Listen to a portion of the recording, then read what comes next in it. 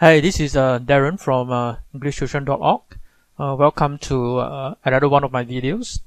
In today's video, I would like to talk about the process of deciding on whether the child should go for one-to-one tuition or not.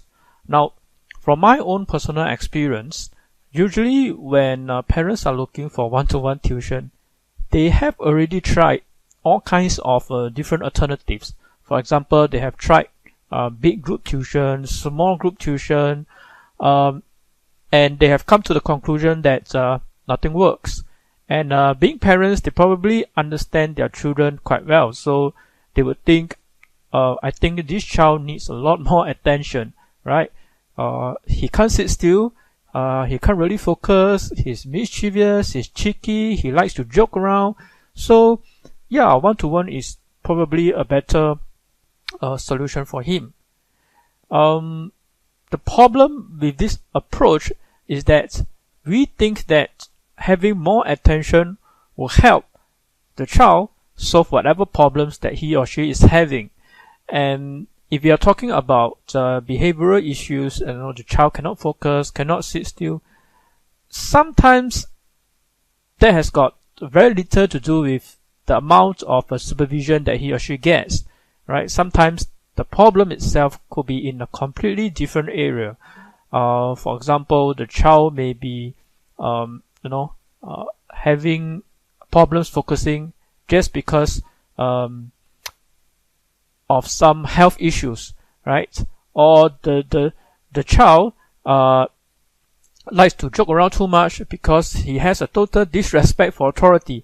Now these problems has got nothing to do with whether he gets more attention or not. If the child does not have discipline, whether you give him one-to-one tuition, you give him group tuition, small group tuition, the child is not going to listen to instructions because he's going to disrespect the teacher. He's going to say, why am I going to listen to you? Right? And he's going to disturb his friends, right? He's going to, create all sorts of problems. So, I hope, and I think, and parents should think about these issues before making the decision to, send their child for one-to-one tuition. Because if having more attention will help the child overcome these problems, right? And then wouldn't it be the case that if we put one tutor, have 100% focus on the child, okay, that's 100% attention, okay? Wouldn't it be better if we put two tutors? Now instead of 100% attention, we have 200% attention, right?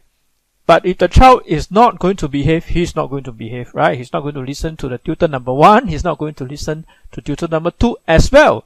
So it does not matter, how many tutors we attach to the child.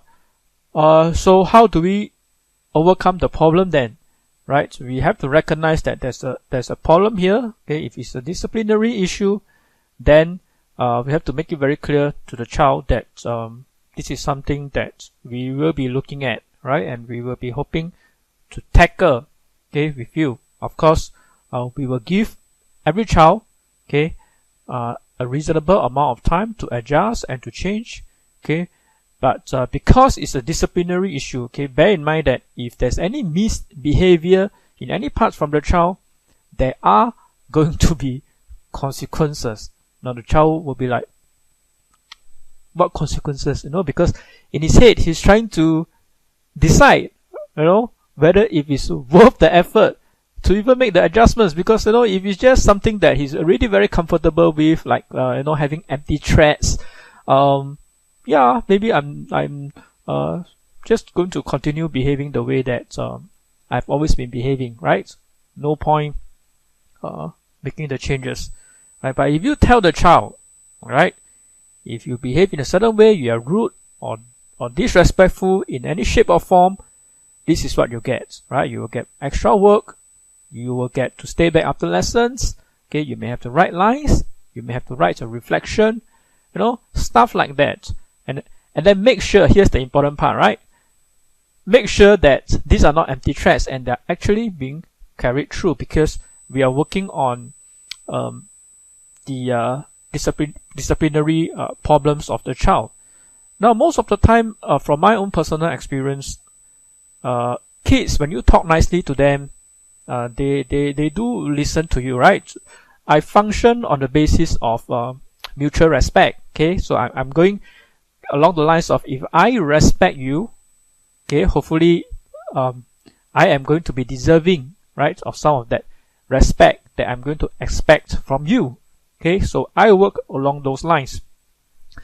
But there are children who are out of control. Okay, they do not listen to you. Okay, even if you talk nicely to them, maybe you see some slight improvement in the next 1 or 2 lessons, but then after that, the bad behavior comes back.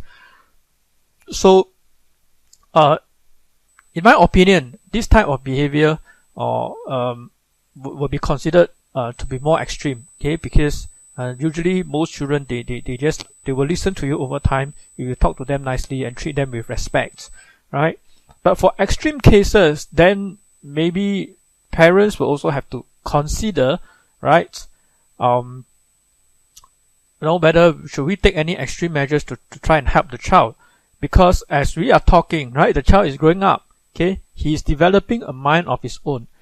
There will come, a time when he comes of age, right? Maybe when he grows up to be 15, 16 years old, and it's going to be almost impossible, okay, for you to implement any of the measures that we're going to discuss, okay, or that we have been discussing, right? Because the child is grown up, right? He's going to know that, you are trying to make me do something that I'm not going to like, okay, and then he's going to be even more rebellious. Okay, that's the rebellious age. So I certainly recommend that to work on the problem when the child is very young, right? Don't wait and he's just a baby, he has more time, right? We don't have to punish him, we don't have to do anything. That's when the problems start to come later, because the child knows that he or she is going to get away with anything, right? Bad behavior, okay, and he will not have to face any consequences. And I disagree with this approach, because that's just not how life works, right? So as adults, if we do something bad, okay, we have to face the consequences, right? Just a few weeks ago, I carelessly bumped into a car in the car park, right? And I have to leave a note there, right? Just being taking care of something bad that I have done, right? We should not run away from the consequences, because if we do that, then we are setting a bad example for the kids. Okay, and the kids, they observe, okay, and they learn by observing what the adults do. And if they see the adults coming up with excuses, okay, like if they are not punctual, and then they start to make up with excuses, then the kids are going to do the exact same thing, right? They come late for lessons, they're going to say, "Oh, I'm sorry," and then they come up with a bunch of funny excuses, right? And bear in mind that those are just still excuses, okay? No matter how clever or intelligent the excuse is, it is still an excuse, okay? And the roots of the problem is still has to do with the discipline of the child. Now, I mentioned in my previous video that I'm in the business of helping the child achieve their dreams, achieve their goals. And if you think about it, what can we achieve without discipline? Okay, this is something that nobody wants to talk about, right? They want the shortcut, the fastest way to show improvements without having to put in any effort, or to put in just minimal effort, might as well you just feed me the answers, right? Unfortunately, this is not a study subject. English is not a study subject. Okay, whatever answers I feed you, it's not going to work, because when you go to take a test, take an exam, it's going to be a completely different set of papers, right? So don't expect that. Be prepared to put in the effort, and if you can overcome all these behavioral issues and learn about the value of discipline, the value of respect, and come to lessons with a very positive attitude, then I think you have a very good chance of achieving your dreams, right? If you put in the effort to help yourself, okay, I promise you, if you come for my lessons, right, I will do my very best, okay, to help to guide you, okay, to achieve the results that you want. Okay, think about what is going to happen, right, if you don't make the adjustments and make the necessary changes, right? Again, you can say we find excuses. No, he's just a baby. He can come late for lessons. He forget his books. He forget to do his homework, and blah blah blah. Right? Lots of excuses.